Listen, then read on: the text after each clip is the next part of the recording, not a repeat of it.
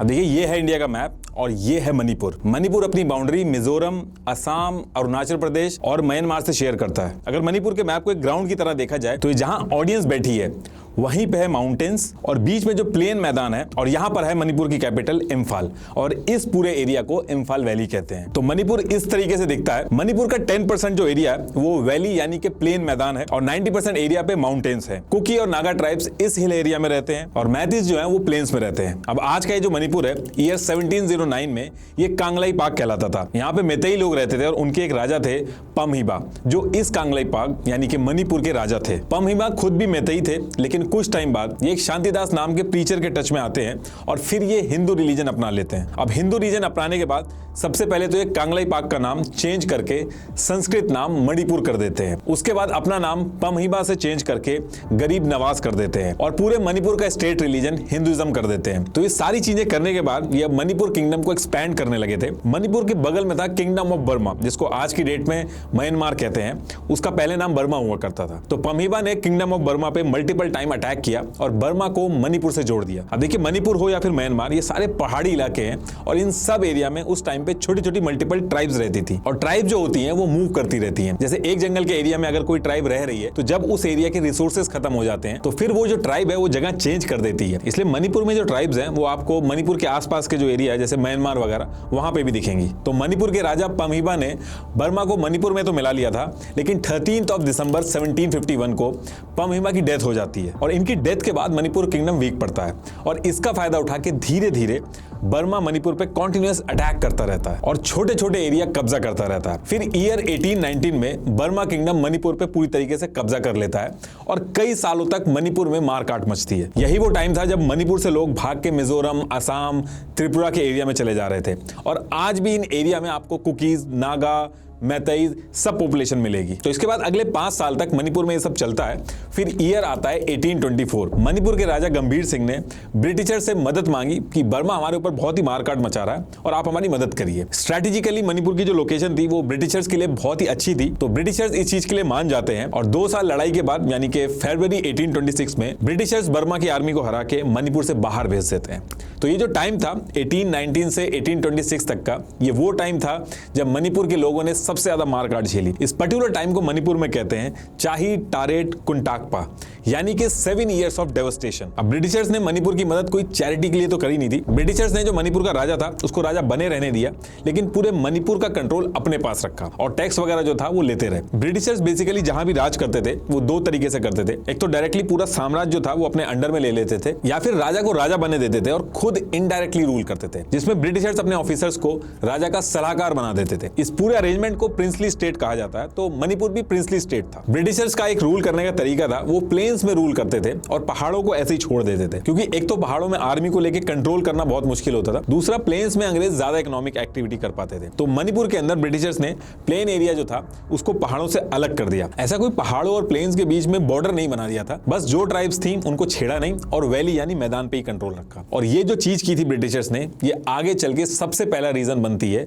आज के होने वाले मणिपुर के वायलेंस का। तो मणिपुर का ये जो हिल एरिया था इनमें बहुत सारी अलग अलग ट्राइब्स रहती थी। इन मल्टीपल ट्राइब्स को अलग अलग नाम दिए जाते थे। तो मणिपुर की जो वैली थी यानी कि जो प्लेन एरिया था वहां पे मैतेईज रहते थे। हिल्स में जो ट्राइब्स रहती थी वो मल्टीपल ट्राइब्स रहती थी, जिसमें इस साइड की मिलती जुलती जो ट्राइब्स थी इनको पहली बार ब्रिटिशर्स ने कुकीज बोला था। अकेले जैसे कुकीज के अंदर इतनी ट्राइब्स थी और यही सेम ट्राइब्स जो म्यांमार साइड में रहती थी वहां पे उनको चिंस बोला जाता था। ऐसे ही मणिपुर के जो इस साइड के पहाड़ थे यहाँ पे जो ट्राइब्स रहती थी ये ज्यादातर इनके जो कानों में ये कुंडल पहनते थे, तो इनको नागाज बोला जाता था। तो तब से मणिपुर के अंदर 3 मेजर ग्रुप्स थे, मैतेईज, कुकीज और नागास। कुकीज की जो पॉपुलेशन थी वो मणिपुर के बाहर के पहाड़ों पे भी थी, ऐसे ही नागास की जो पॉपुलेशन थी वो भी मणिपुर के बाहर नागालैंड साइड पे भी थी। वहीं मैतीज की बात करें तो जब किंगडम ऑफ बर्मा ने अटैक किया था तो उस पर्टिकुलर टाइम पे जितने मैतीज थे वो मिजोरम, त्रिपुरा इस साइड चले गए। तो आज भी इनकी पॉपुलेशन इन स्टेट्स में है। कुल मिला के तीनों ट्राइब्स की जो पॉपुलेशन है वो सिर्फ मणिपुर में रिस्ट्रिक्टेड नहीं है, ये नेबरिंग स्टेट में भी पाई जाती है। ये तीनों आपस में भी बहुत डिसएग्री करते हैं कि हम पहले आए थे या फिर तुम पहले आए हो। जैसे मैतीज का कहना है कि 1891 में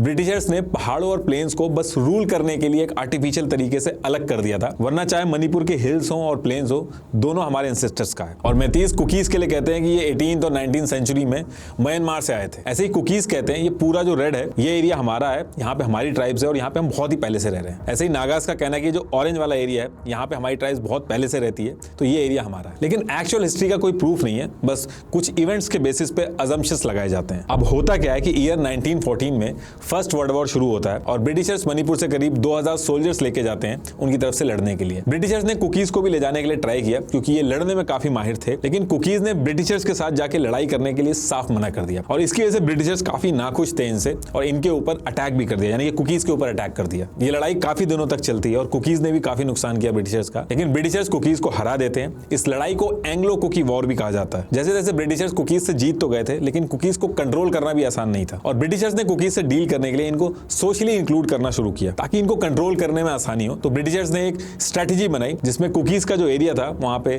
क्रिश्चियन मिशनरीज भेजे। ये वो टाइम था जब कुकीज क्रिश्चियंस बने। आज भी कुकीज की जो पॉपुलेशन है उसमें मेजोरिटी में क्रिश्चियंस ही हैं और मेतेईस की बात करें तो अपने राजा की वजह से उनमें हिंदूज हैं। अब धीरे धीरे टाइम बीतता है और सेकेंड वर्ल्ड वॉर का टाइम आता है। ये वो टाइम था जब मणिपुर के लोगों को आइडिया लग गया था कि ब्रिटिशर्स अब यहाँ से छोड़ के जाने वाले हैं और ब्रिटिशर्स ने अनसेड कम्युनिकेशन में नॉर्थ ईस्ट की जो पॉपुलेशन थी उनको ये आइडिया दिया कि ये लोग अलग रहेंगे, इनका मर्जर नहीं होगा कहीं पे। तो इस पर्टिकुलर टाइम पे ब्रिटिशर्स गए नहीं थे, उनके जाने की बात हो रही थी और मणिपुर के उस टाइम के राजा थे राजा बौद्ध चंद्र सिंह। मणिपुर की जनता ने राजा के ऊपर बहुत ही प्रेशर बनाया कि आप मणिपुर के लोगों के हाथ में भी पावर दीजिए, डेमोक्रेसी लाइए। तो 26 जुलाई 1947 को Raja Bodh Chandra Singh Manipur state constitution act 1947 लेके आते हैं मणिपुर के लिए। अब इसके एक महीने बाद अगस्त 1947 में ब्रिटिशर्स सब कुछ छोड़ के वापस चले जाते हैं। अब जैसा मैंने बताया था कि ब्रिटिशर्स दो तरीके से राज करते थे स्टेट्स पे, एक डायरेक्ट खुद स्टेट पे रूल करते थे और दूसरा इनडायरेक्टली राजा के थ्रू रूल करते थे। तो जब इंडिया को आजादी मिली तो ये एग्रीमेंट हुआ कि जहां पे ब्रिटिशर्स डायरेक्टली रूल कर रहे हैं तो वो डायरेक्ट इंडिया के कंट्रोल में आ जाएगा, लेकिन जहां पे डायरेक्टली रूल नहीं करते थे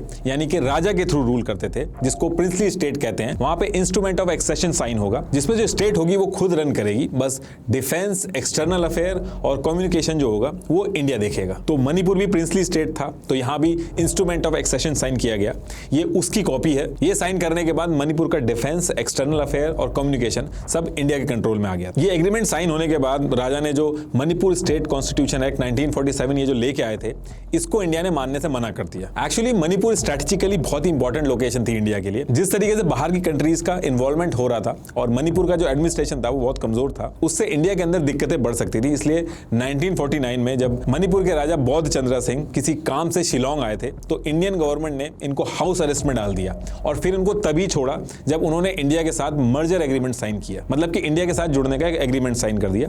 ये उस मर्जर एग्रीमेंट की कॉपी है और ये उस पर्टिकुलर टाइम का आर्टिकल है। 21 सितंबर 1949 को इस एग्रीमेंट पे साइन हुआ और 15 अक्टूबर 1949 को ये इंप्लीमेंट हो गया और यही वो टाइम था जिसका हवाला देके आज भी मेतीस कहते थे कि इस पर्टिकुलर टाइम पे इनको ट्राइब्स का दर्जा मिला हुआ था, यानी कि वो एसटी कैटेगरी में आते थे, लेकिन बाद में इनको इस कैटेगरी से हटाया गया। और मेतीस का कहना है कि हम अलग से एसटी का दर्जा आपसे नहीं मांग रहे, हम एसटी का दर्जा जो पहले था उसी को रीइंस्टेट करने के लिए कह रहे हैं। और कुकीज का कहना है कि ये अभी हाल फिलहाल में इन्होंने ये बोलना चालू किया है, ये शुरू से ही प्रिविलेज रहे हैं, ये कभी एसटी कैटेगरी में थे ही नहीं। तो मणिपुर का मर्जर होता है इंडिया के साथ और फिर मणिपुर को एक पार्ट सी स्टेट की तरह रखा जाता है। पार्ट सी स्टेट का मतलब हुआ कि एक दीवान या फिर चीफ कमीशन मणिपुर को चलाएगा। फिर उसके बाद 1956 में मणिपुर को यूनियन टेरिटरी बना दिया जाता है और फिर उसके बाद 1972 में मणिपुर को इंडिया के अंदर पूर्ण राज का दर्जा मिल जाता है। अब मणिपुर इंडिया के अंदर पूरी तरीके से एक स्टेट बन चुका था, लेकिन 1972 से 12 साल पहले यानी कि 1960 में इंडियन गवर्नमेंट मणिपुर के अंदर लैंड रिफॉर्म एक्ट 1960 लेके आती है, जिसमें यह था कि मणिपुर की जो वैली का एरिया था यहाँ के लोग हिल्स के अंदर लैंड नहीं खरीद सकते, लेकिन हिल्स पे रहने वाले जो ट्राइब्स थे वो इम्फाल वैली जहाँ पे मेतीज रहते थे वहां पे जाके लैंड खरीद सकते थे, यानी कि पूरे मणिपुर के अंदर वो कहीं भी जमीन खरीद सकते थे। जिस तरह से ब्रिटिशर्स ने मणिपुर को दो पार्ट में डिवाइड किया था, हिल्स और वैली में, तो इंडिया ने मणिपुर को जोड़ने के बाद मणिपुर को उसी तरीके से ट्रीट किया, हिल्स और वैली को अलग अलग तरीके से गवर्न किया। तो सबसे पहली चीज इंडिया लेके आया लैंड रिफॉर्म एक्ट मणिपुर के अंदर। इसके बाद दूसरी चीज ये हुई कि इंडिया के कॉन्स्टिट्यूशन के आर्टिकल 342 के हिसाब से इंडिया के अंदर कौन एसटी होगा और कौन एसटी नहीं होगा ये प्रेसिडेंट के एक नोटिफिकेशन से डिसाइड होगा। तो किसको एसटी की लिस्ट में रखा जाएगा, किसको निकाला जाएगा, इसके लिए 1965 में एक लॉकर कमेटी बनाई गई। इस कमेटी के हिसाब से 5 चीजें डिसाइड करेंगे कि इंडिया के अंदर कौन एसटी होगा और कौन नहीं होगा। ये 5 क्राइटेरिया क्राइटेरिया थे primitiveness, distinctiveness, isolation, inhabitation and backwardness. Lokur committee ने किसको रखा और किसको निकाला, इसका लिंक मैंने डिस्क्रिप्शन में दे दिया। इसमें कोई भी चीज मैं अपनी तरफ से ऐड नहीं करूंगा, हर चीज का लिंक मैंने डिस्क्रिप्शन में दे दिया, आप लोग एक बार वेरीफाई जरूर कर लेना। लोगुर कमेटी की रिपोर्ट में पेज नंबर 26 पे एसटी से निकालने के रीजन दिए और पेज नंबर 24 पे जिनको इंक्लूड किया है उनके रीजन दिए। तो इसके बाद कुकीज जो हिल्स में रहते थे वो एसटी कैटेगरी में ही रहते हैं और मेथीज को एससी और ओबीसी की कैटेगरी में रखा गया, लेकिन एसटी में नहीं रखा गया। इसी तरीके से नागाज को भी एसटी कैटेगरी में रखा गया। अब देखिए, जब मणिपुर का मर्जर हुआ था इंडिया के साथ, तो मणिपुर के अंदर कुछ ऐसे इंसर्जेंट ग्रुप बने जो इंडिया के खिलाफ थे, उनके खिलाफ हथियार उठा लिए थे और इंडियन गवर्नमेंट के जो ऑफिशियल्स थे उनके ऊपर अटैक करते थे। ऐसा ये इसलिए करते थे क्योंकि ये मणिपुर को इंडिया से अलग करना चाहते थे। इनके नाम ये थे। इनका कहना है कि इंडिया से जुड़ने से पहले मणिपुर ने अपने कॉन्स्टिट्यूशन बना के इलेक्शन तक करवा लिए थे, लेकिन फिर भी इनके राजा से जबरदस्ती साइन करा के मणिपुर को इंडिया का हिस्सा बना दिया गया और मणिपुर का इंडिया से जुड़ना ये इलीगल है। तो ये जितने ग्रुप थे जो कह रहे थे कि मणिपुर का इंडिया से जुड़ना इलीगल है, शुरू में लार्जली इम्फॉल वैली में एक्टिव थे। ये किसी स्पेसिफिक ग्रुप की बात नहीं करते थे, लेकिन इनमें ज्यादातर मेतीज थे। अब इसके कुछ टाइम बाद हिल्स में जो ट्राइब्स थे उन्होंने भी अपने ग्रुप्स बनाए। सबसे पहले जो नागा ट्राइब थी उन्होंने अपने इंसर्जेंट ग्रुप बनाए। नागाज ने कहा कि हमें किसी और से कोई मतलब नहीं है। ये सारे नागा एरियाज जो है जहां नागाज रहते हैं, जैसे नागालैंड, मणिपुर, असम और म्यांमार, इन सबको जोड़ के हमें ग्रेटर नागालैंड देश बनाना है। और ये लोग देश की बात कर रहे थे, स्टेट की बात नहीं कर रहे थे। इन्होंने अपना एक ग्रुप बनाया, national socialist council of Nagaland, NSCN, और इस ग्रुप ने हथियार उठा के म्यांमार और इंडिया गवर्नमेंट पे अटैक करना शुरू किया। अब इनका देखा कुकीज ने भी अपना ग्रुप बनाया और कहा हमें भी अपना कुकी लैंड चाहिए, लेकिन कुकीज ने कहा कि हमें अलग देश नहीं चाहिए, हमें इंडिया के अंदर अलग स्टेट मिल जाए जिसमें सारी कुकी ट्राइब्स हैं जो मेजोरिटी में है। लेकिन धीरे धीरे ये आपस में भी लड़ने लगे क्योंकि कुकीज अपना अलग से कुकीज होमलैंड मांगते हैं। इस एरिया में जो रेड दिख रहा है, कुकीज का कहना है कि ये उनका एरिया है। वहीं नागाज चाहते हैं कि ग्रेटर नागालैंड बने। ये जो एरिया आप देख रहे हैं ये नागाज क्लेम करते हैं। लेकिन अगर आप दोनों मैप को देखोगे तो नागा और कुकीज का जो एरिया है वो ओवरलैप कर रहा है। इस वजह से कुकीज और नागा आपस में भी लड़ते हैं। और उधर जो मेतीज वैली में रहते हैं तो उनके केस में मेतीज वर्सेस हिल होता है, जिसमें नागा और कुकीज एक हो जाते हैं। तो बेसिकली इस रीजन में तीनों के डिसएग्रीमेंट है अलग अलग चीजों को लेके। जितनी भी ट्राइब्स होती हैं इनको पॉलिसी वगैरह से उतना मतलब नहीं होता, वो बस चाहते हैं कि वो अपने कल्चर को प्रिजर्व करें, उसके बीच में कोई इंटरफेरेंस ना हो और ये सब एक साथ मिलकर रहें। अब जैसा मैंने बताया कि कुकीज और नागाज का जो एरिया है वो ओवरलैप कर रहा है, तो इस चीज को लेके 13 सितंबर 1993 को नागाज ने कुकीज के एरिया में घुस के बहुत ज्यादा मारकाट की, जिसमें 115 कुकी सिविलियंस को अपनी जान गंवानी पड़ी। इस दिन को कुकीज ब्लैक डे के नाम से जानते हैं। इस लड़ाई के बाद ये होने लगा कि हर ट्राइब ने अपने अपने इंसर्जेंट ग्रुप बना लिए थे। इन इंसर्जेंट ग्रुप को ये ट्राइब्स अपनी आर्मी मानते थे जो इनके इंटरेस्ट के लिए लड़ती थी। जैसे कुकीज की बात करें तो इनकी Kuki national army, KNA, united socialist revolutionary army, Zomi reunification front, ऐसे ही नागाज के लिए national socialist council of Nagaland, ये आपस में लड़ते थे और फिर टाइम टू टाइम इंडिया के अगेंस्ट भी लड़ते थे। ये वो टाइम था जब इंडिया ने मणिपुर को डिस्टर्ब एरिया घोषित कर दिया था और इंडियन गवर्नमेंट जब किसी एरिया को डिस्टर्ब घोषित करती है तो वहां पे आफ्सा लगाती है और ऐसे में गवर्नमेंट को आफ्सा लगाना पड़ता है इस रीजन में। इसमें सारी चीजें मिलिट्री के हाथ में आ जाती हैं।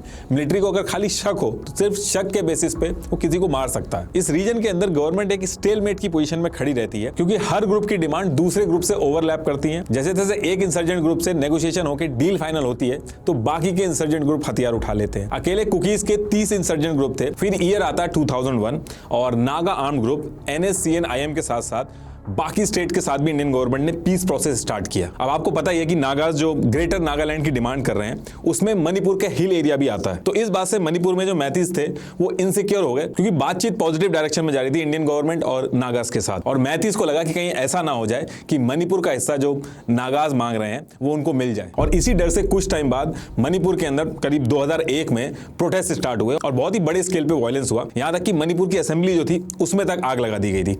कई लोगों को अपनी जान गंवानी पड़ी थी। अच्छा, नागालैंड की जो सिचुएशन है वो मणिपुर से भी ज्यादा थ्रेटनिंग है। वहां एक गांव है खोनोमा, वहां पे एक मेमोरियल पे आज भी लिखा है नागाज आर नॉट इंडियंस। अब ऐसा क्यों लिखा गया है और नागालैंड को डिस्टर्ब्ड एरिया क्यों डिक्लेयर करना पड़ता है, इसके बारे में काफी डिटेल में कुक्कू FM की audio book the Nagaland controversy में बहुत ही अच्छे से बताया है कि कैसे इन सारी चीजों की शुरुआत हुई और क्यों ये लोग अलग देश की मांग करते हैं। आप कुक्कू FM पर जरूर सुनिएगा इसको। कुक्कू FM इंडिया का one of the best audio learning platform है जहां पे आप 10,000 से ज्यादा ऑडियो बुक अपने निश के हिसाब से सुन सकते हैं। और मेरी ऑडियंस मेरा कूपन कोड NR50 यूज करके फर्स्ट मंथ सब्सक्रिप्शन पे 50% डिस्काउंट ले सकती है। डाउनलोड करने के लिए इस QR कोड को स्कैन कर सकते हैं और पिन कमेंट में जाके लिंक से डाउनलोड कर सकते हैं। तो टॉपिक पे वापस आते हैं। और इस इंसिडेंट के बाद मैतीज और ट्राइबल्स जो थे उनके बीच में कंफ्लिक्ट जो था वो और बढ़ गया, क्योंकि मैतीज कहने लगे कि मणिपुर में पॉपुलेशन चेंज हो रहा है और ट्राइबल एरियाज में पॉपुलेशन एकदम से बढ़ रही है। और इसके साथ साथ म्यांमार से कुकीज लोग जो हैं वो भी इंडिया में आके बस रहे हैं। इसके साथ साथ कुकी ग्रुप जो थे वो भी एक्टिवेट हो गए। उन्होंने भी कहा कि उनको एक ऑटोनॉमस स्टेट चाहिए और उसकी मांग बहुत तेज हो गई। देखिए, नॉर्थ ईस्टर्न स्टेट में ये जो अलग अलग ग्रुप्स हैं इनसे डील करने में गवर्नमेंट को दिक्कत ये आती है कि अगर किसी एक ग्रुप से गवर्नमेंट बात करके कोई सोल्यूशन निकाल लेती है तो बाकी स्टेट्स में जो ग्रुप है उनको लगता है कि हम भी परेशान करके अपनी बात मनवा लेंगे। तो जब भी एक ग्रुप से पीस टॉक होती है तो बाकी रीजन में और इनस्टेबिलिटी आ जाती है। इसलिए कोई भी गवर्नमेंट आती है तो इस पे जो डिसीजन लेना होता है उसको टालती रहती है। 2008 में मनमोहन सिंह जी की गवर्नमेंट ने मणिपुर में कुकीज के ग्रुप्स को बातचीत के लिए रेडी कर लिया और एक ट्राइपार्टाइट एग्रीमेंट साइन किया।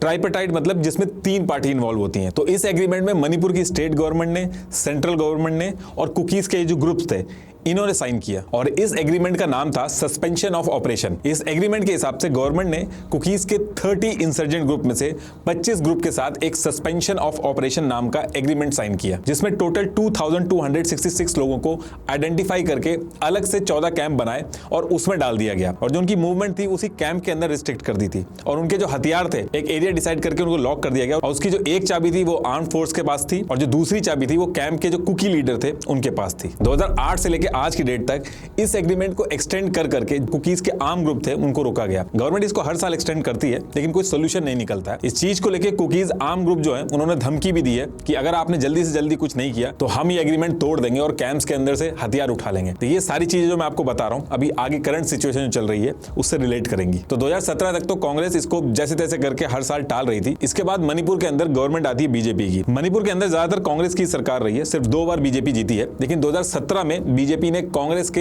एन बीरेन सिंह को अपने साथ मिला लिया। एन बीरेन सिंह ने कुछ एमएलएज लेके बीजेपी ज्वाइन कर लिया और आगे चल के फिर वो सीएम बने। तो जो चीज कांग्रेस कर रही थी वही चीज बीजेपी ने भी की, हर साल इस एग्रीमेंट को एक्सटेंड किया। लेकिन 2022 में जब दोबारा इलेक्शन होते हैं तो होम मिनिस्टर अमित शाह ने कहा था, वो मणिपुर गए थे, उस रैली में उन्होंने कहा था कि बीजेपी दोबारा अगर जीत के आई तो 5 साल के अंदर कुकीज को एक सॉल्यूशन देगी। और उस टाइम पे कुकीज और मैतीज दोनों ने वोट किया बीजेपी को और बीजेपी जीती भी और एन बीरेन सिंह सीएम बनते हैं। अब क्योंकि मणिपुर में मैतीज पॉपुलेशन ज्यादा है, 53% है और हिल्स के लोग हैं वो कम है इनके कंपैरेटिवली, और चीफ मिनिस्टर बीरेन सिंह खुद भी मैतीज हैं, तो इनके ऊपर टाइम टू टाइम आरोप लगते रहते हैं कि मैतीज को सपोर्ट करते हैं। एन बीरेन सिंह जो चीफ मिनिस्टर है उन्होंने कई बार ये मुद्दा उठाया है कि इलीगल तरीके से मणिपुर के अंदर म्यांमार से लोग आ रहे हैं। इनका कहना है कि म्यांमार, थाईलैंड, लाओस और चाइना का एक एरिया है जिसको गोल्डन ट्रायंगल कहा जाता है, यहाँ पे ड्रग्स का कारोबार बहुत ज्यादा होता है। और मणिपुर के जो हिल्स एरिया है, स्पेशली रिजर्व फॉरेस्ट, यहाँ पे अफीम की खेती की जाती है और ये जो गोल्डन ट्रायंगल वाला एरिया है जहाँ पे ड्रग्स बहुत चलते हैं, यहाँ पे सप्लाई करा जाता है। और इसकी वजह से मणिपुर के जो हिल्स एरिया है, स्पेशली रिजर्व फॉरेस्ट, यहाँ पे कई सारे खतरनाक ग्रुप्स आके इलीगल बिजनेस कर रहे हैं। मणिपुर की गवर्नमेंट ने यह भी कहा है कि मणिपुर के अंदर एबनॉर्मल तरीके से पॉपुलेशन बढ़ रही है। अगर आप ऑल ओवर इंडिया की बात करो तो पॉपुलेशन ग्रोथ रेट 24.66% है। वहीं मणिपुर की बात करें तो वहां का जो पॉपुलेशन ग्रोथ रेट है वो 32.46 है और हिल एरिया में जाएं तो वहां पे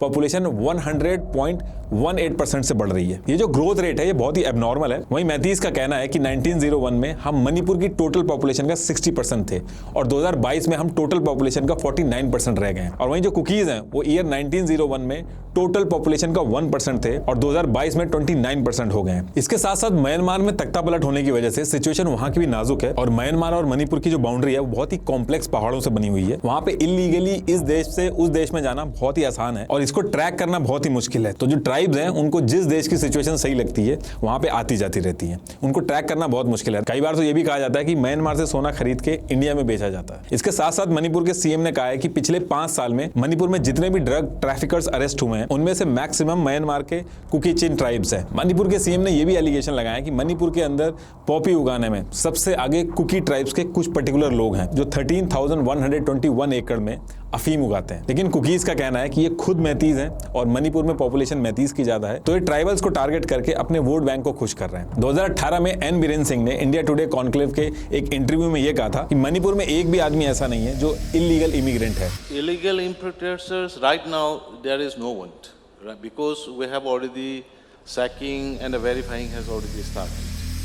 तो पहले और अब में इनके स्टेटमेंट काफी चेंज हुए हैं। तो देखिए जो इलीगल इमिग्रेंट्स और ड्रग्स वाला जो एंगल है, इसको लेके इस साल फरवरी के मंथ में स्टेट गवर्नमेंट डिसाइड करती है कि वो हिल एरिया में जो कोपुम प्रोटेक्टेड फॉरेस्ट है और चूराचंद और टेंगनोपाल डिस्ट्रिक्ट में फॉरेस्ट का सर्वे करवाएगी। अब पहले क्या होता था कि कॉमर्शियल फायदे के लिए जंगलों को काटा जाता था, मिसयूज किया जाता था।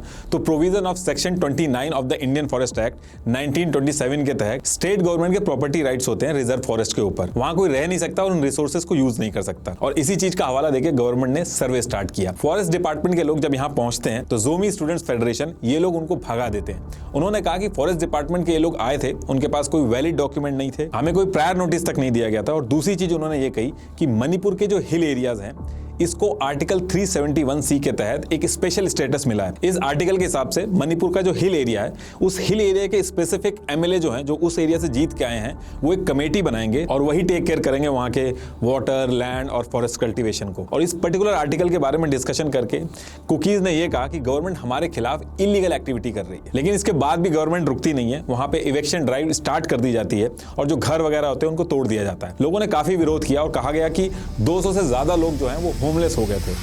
More than 200 family members have been rendered homeless. Same eviction drive की सिचुएशन नागालैंड में भी हुई थी, लेकिन बीजेपी की सेंट्रल गवर्नमेंट ने स्टेट गवर्नमेंट को वार्निंग दे दी थी कि अगर ये ड्राइव आप करोगे तो वायलेंस होगा। और इसके बाद एविक्शन ड्राइव जो थी वो नागालैंड में रोक दी गई थी। लेकिन मणिपुर की स्टेट गवर्नमेंट ने इसको नहीं रोका और कहा कि ये इसलिए किया गया क्योंकि कई गांव वाले यहाँ पे ड्रग्स का बिजनेस कर रहे थे। अब इसके बाद कुकी ट्राइब्स की ऑल ट्राइब स्टूडेंट ऑर्गेनाइजेशन ने मार्च 2023 में इसको लेकर एक प्रोटेस्ट किया और रैली निकाली। वहीं पे सीएम भी एक इवेंट के लिए रैली कर रहे थे और वहीं पे प्रोटेस्टर भी पहुंच गए और वायलेंस काफी बढ़ गया।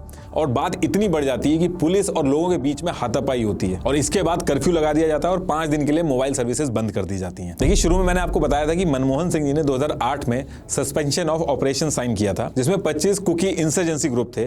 तो इन 25 ग्रुप में से 2 group Kuki national army KNA और जोमी रिवोल्यूशनरी आर्मी, गवर्नमेंट ने कहा कि जो सारा वायलेंस हुआ है इसके पीछे यही दोनों ग्रुप हैं और इन्होंने सस्पेंशन ऑफ ऑपरेशन एग्रीमेंट जो था उसको तोड़ दिया, इसलिए इन दोनों को इस ग्रुप से निकाल दिया जाएगा। और इन दोनों को निकालने के बाद ये जो पीस एग्रीमेंट था ये भी वायलेट हो गया। इसके बाद 11 अप्रैल 2023 को इम्फाल वैली के ट्राइबल कॉलोनी में 3 चर्च जो सरकारी जमीन पे बने थे उनको अवैध बोल के तोड़ दिया गया। इस चीज से कुकीज और ज्यादा गुस्सा हो गए क्योंकि कुकीज की जो ट्राइब है उसमें मेजोरिटी क्रिश्चियंस की है। अब ये तो एक मुद्दा चल रहा था, लेकिन बात यहां भी नहीं रुकी। इसके साथ साथ एक और मुद्दा खड़ा हो गया। एक्चुअली ईयर 2012 में मैतीज अपने को एसटी का दर्जा दिलवाने के लिए मल्टीपल टाइम कोशिश कर रहे थे। इसके लिए इन्होंने एक कमेटी बनाई, scheduled tribe demand committee of Manipur STDCM, और कॉन्टिन्यूसली ये लोग मेमोरेंडम बना के उस टाइम के गवर्नर और सीएम ओकरान को रिक्वेस्ट सबमिट कर रहे थे कि इनको एसटी का दर्जा मिल जाए। तो इसी चीज को लेके इस साल हाई कोर्ट ने कहा कि मैतीज 2013 से मल्टीपल टाइम रिक्वेस्ट डाल चुके हैं एसटी का स्टेटस के लिए। तो इसी चीज को लेके हाई कोर्ट ने स्टेट गवर्नमेंट को कहा कि वो सेंटर को रिकमेंडेशन दे कि मैतेई कम्युनिटी को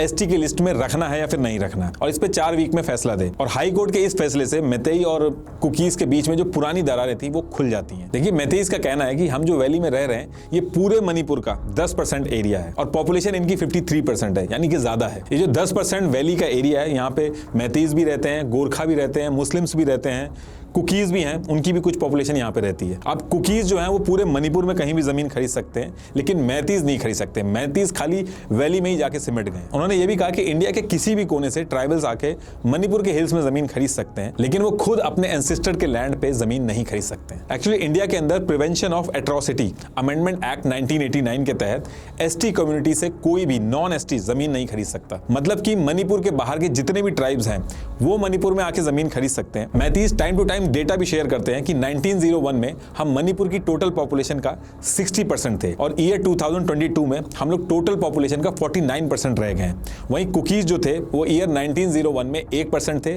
और ईयर 2022 में 29% हो गए। और ये जो पॉपुलेशन रेट बढ़ रहा है ये एबनॉर्मल है। इसके पीछे जो रीजन है वो म्यांमार से इलीगल माइग्रेशन है। मैतीज ने कहा कि ब्रिटिशर्स को रूल करने में आसानी हो इसलिए वैली को ही रूल किया और हिल्स को छोड़ दिया था, लेकिन हिल्स हो चाहे प्लेन्स हो, मैतीज का पूरे मणिपुर पर हक होना चाहिए, वरना हम अपनी पहचान पहचान खो देंगे। वहीं कुकीज का कहना है कि मैतीज पूरी पॉपुलेशन का 53% तो है, ये ऑलरेडी मेजोरिटी में है। ये लोग प्लेन्स में रहते हैं तो वहां पे इकोनॉमिक एक्टिविटी ज्यादा होती है, हॉस्पिटल्स हैं, एजुकेशन सेंटर्स हैं, इंफ्रास्ट्रक्चर अच्छा है, तो ये फाइनेंशियली भी काफी अच्छे हैं। मणिपुर की 60 विधानसभा जो सीटें हैं उनमें से 20 हमारे पास हैं, बाकी की जो 40 बचती हैं वो मैतेईस के पास है। ये लोग जिसको चाहते हैं उसको सीएम बनाते हैं और आज तक की डेट में सिर्फ 2 बार ऐसा हुआ है कि कोई ऐसा सीएम बना है जो मैतेई कास्ट से ना हो। तो मैतेई जो है वो पॉलिटिकली भी ज्यादा पावरफुल है। कुकीज चूराचंद्रपुर डिस्ट्रिक्ट का भी एग्जांपल देते हैं कि कैसे 2006 में पंचायती राज मंत्रालय ने इसको देश का सबसे गरीब जिला घोषित कर दिया था। तो मैतेईस जो है वो फाइनेंशियली स्ट्रांग है और अगर वो एसटी कैटेगरी में आ गए तो हमारी सारी जमीन जो है वो उनके पास चली जाएगी। और इनका ये भी कहना है कि अगर पूरे मणिपुर के अंदर सारे के सारे एसटी हो जाएंगे तो एसटी कैटेगरी कोई वैल्यू नहीं रह जाएगी। इनफैक्ट कुकीज के हिसाब से कॉन्स्टिट्यूशनली भी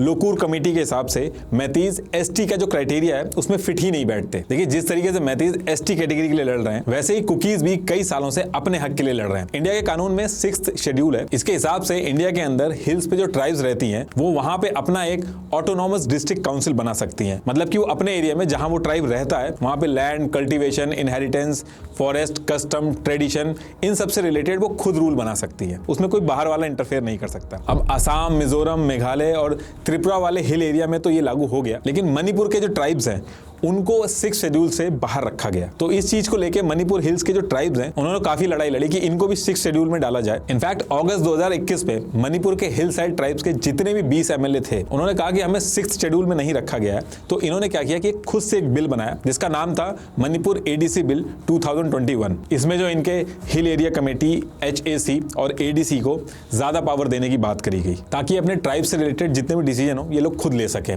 इसको इन्होंने स्टेट गवर्नमेंट को भी भेजा और स्टेट गवर्नमेंट ने इसको पूरी तरीके से इग्नोर कर दिया। तो कुकीज का कहना है कि एक तो हमें 6th शेड्यूल से बाहर रखा गया, दूसरा हमने जो बिल बनाया उसको पूरी तरीके से इग्नोर कर दिया गया और अब मैतीज को एसटी कैटेगरी में डालने की बात की जा रही है। तो इसलिए जब हाई कोर्ट का इस तरीके का ऑर्डर आया तो पूरे एरिया के अंदर हल्ला मचने लगा और गवर्नमेंट भी इस पे फंस गई। अगर मैतीज को एसटी का दर्जा मिल गया तो मणिपुर के अंदर तो इनको फायदा मिलेगा क्योंकि मैतीज ज्यादा है मणिपुर में, लेकिन बाकी आसपास के जो पहाड़ हैं, स्टेट्स हैं और इंडिया की जो ट्राइबल पॉपुलेशन है तो उनको गवर्नमेंट नाखुश नहीं करना चाहती क्योंकि 2024 में चुनाव है। तो जो हर बार होता है वही यहां भी हुआ, डिसीजन ही नहीं लिया गया।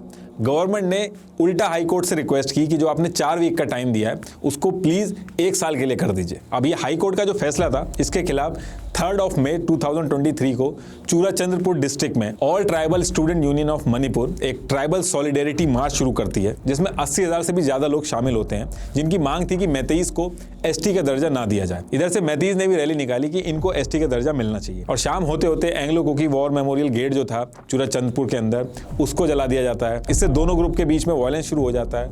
वो इलाके जहाँ पे कुकीज कम थे, मैतेईस ज्यादा थे, वहां पे कुकीज को भारी नुकसान उठाना पड़ा।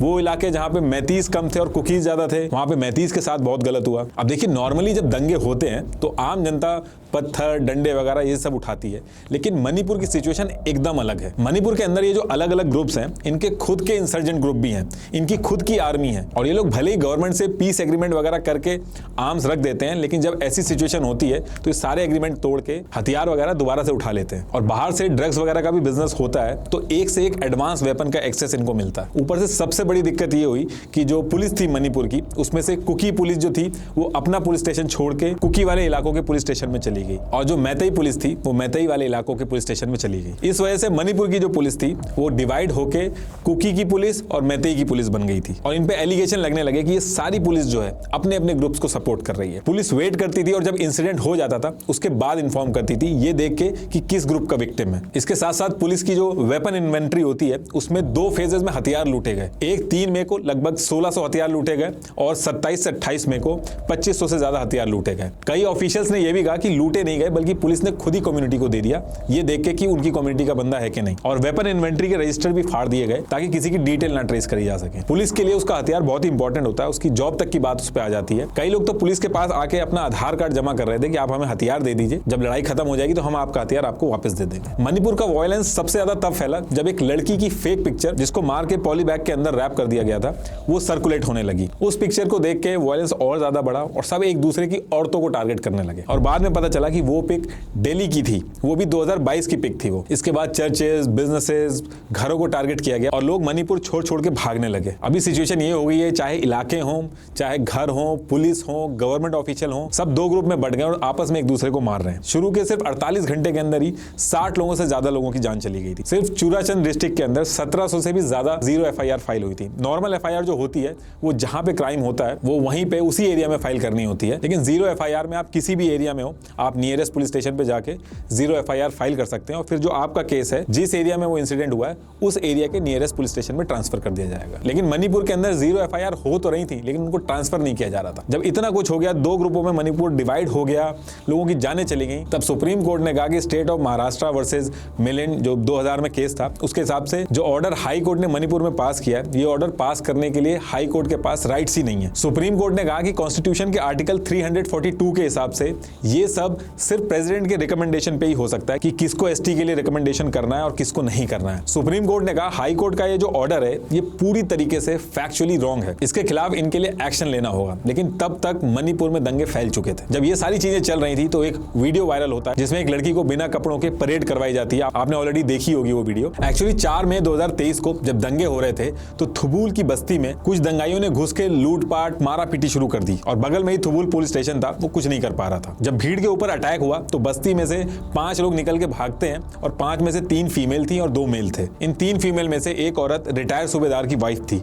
ये 5 लोग जंगल की तरफ भागते हैं और कहा जाता है कि वहां पे इनको पुलिस दिखती है तो पुलिस के पास जाते हैं, लेकिन दंगाइयों की भीड़ पुलिस से छुड़ा के अपने पास ले लेती है। इन 5 में से एक औरत को लोग मार पीट के छोड़ देते हैं। बाकी जो 2 औरतों के साथ हुआ वो ऑलरेडी आपने देखा ही होगा कि कैसे सारी हदें पार कर दी गई थी। इन 5 में से भाई और फादर जो थे उनको मार देते हैं। 4 मई 2023 को ये सब होता है और उसके 14 दिन बाद 18 मई 2023 को उसी थुबुल पुलिस स्टेशन में लड़की ने रिपोर्ट लिखवाई थी, लेकिन कुछ भी नहीं होता है। और इसी बीच में हमारे होम मिनिस्टर अमित शाह जी भी आते हैं, लेकिन उनको भी कुछ नहीं पता चल पाता। लेकिन उस टाइम पे भी ये बात बाहर नहीं आती है। लेकिन उसके 79 डेज बाद इस इंसिडेंट की वीडियो पूरे देश में वायरल हो जाती है और मोदी जी जो 80 दिन से चुप थे, जिन्होंने कुछ भी नहीं बोला था इन दंगों पे, उनको भी बोलना पड़ा। किसी भी गुनहगार को बख्शा नहीं जाएगा। कानून अपनी पूरी शक्ति से, पूरी सख्ती से एक के बाद एक कदम उठाएगा।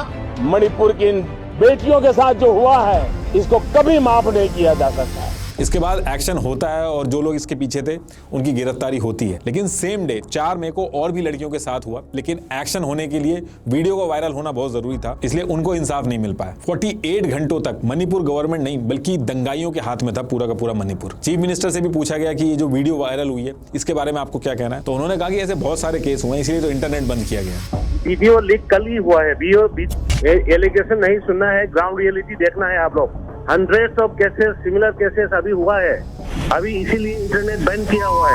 देखिए गवर्नमेंट इन सब चीजों को पूरी तरीके से रोकने में फेल हो गई है। इनफैक्ट स्टेट गवर्नमेंट की जो क्रेडिबिलिटी है वो एक तबके के लिए तो एकदम से खत्म हो गई है। कायदे में सीएम को रिजाइन करना चाहिए था और प्रेसिडेंट रूल लगाना चाहिए था, क्योंकि वो अनसक्सेसफुल रहे इसको रोकने में। और चीफ मिनिस्टर 30 जून को रेजिग्नेशन देने जाते भी हैं, लेकिन औरतों ने रेजिग्नेशन फाड़ दिया।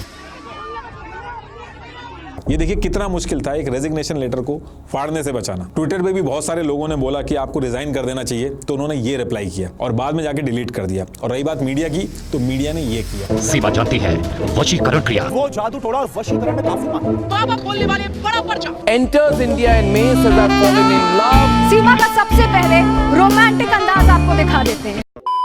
मैतेईज का कहना है कि वो सिर्फ मैतेई पुलिस पे ही भरोसा करते हैं और किसी पे भी नहीं करते। और उन्होंने ये भी एलिगेशन लगाया कि असम राइफल जो है इंडियन आर्मी, वो कुकीज को सपोर्ट कर रही है, इसलिए मैतेईज अपने इलाकों में इंडियन आर्मी को घुसने ही नहीं दे रहे, रोड को खोद दे रहे हैं ताकि आर्मी इनके इलाके में ना आए। चूराचंदपुर के सुगनू में जब आर्मी जा रही थी तो वहां पे रोड खोद दी गई थी, तो आर्मी ने लोकल पुलिस की हेल्प ली कि उनकी मदद कर दे और यहाँ पे कुछ सोल्यूशन निकालें ताकि वो जा सके। लेकिन सोल्यूशन निकलना तो दूर की बात, पुलिस और आर्मी आपस में ही भिड़ गई और बात इतनी बढ़ गई कि पुलिस और आर्मी ने एक दूसरे के ऊपर बंदूक तान दी। अब सेंट्रल गवर्नमेंट ने 4 जून को एक कमेटी बनाई जिसको Ajay Lamba, former chief justice of the Guwahati high court, head कर रहे हैं। इसमें वायलेंस कैसे हुआ, पीछे के रीजन क्या थे, स्प्रेड कैसे हुआ, ये सारी रिपोर्ट तैयार करके 6 महीने के अंदर देनी है। और 6 केसेस ऐसे हैं जिसको कॉन्स्पिरेसी टू वायलेंस के तहत में रखा गया है, जिसको सीबीआई देखेगी। 4 दिन तक अमित शाह मणिपुर में दोनों कम्युनिटी से मिले। उनका कहना था कि अब शांति रहेगी, लेकिन कोई शांति नहीं हुई, बल्कि अब ये चीज आसपास के स्टेट्स में भी फैल रही है। मिजोरम के अंदर कुकीज के जो आर्म्ड ग्रुप हैं, उन्होंने मैतेईज को धमकी दी है कि वो छोड़ के वहां से चले जाएं वरना अंजाम अच्छा नहीं होगा।